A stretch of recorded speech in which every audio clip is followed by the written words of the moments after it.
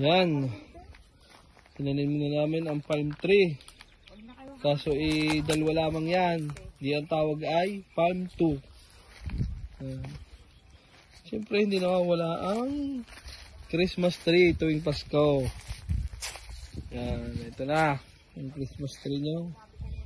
Ay, ilaw na lang ang kulang na yan. Talagang yan pampasko na. Kita mo na. Parang kagaling ng tanim ni Kuya Tamsano. Ayan, may bisita kami. 2 bata, oh. Namumulot ng sampalaw. Oh.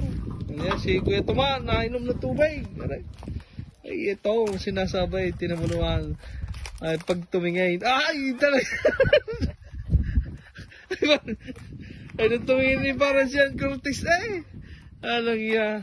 Yan na si Ann Cortez nung nagbabad sa dagat. Oh.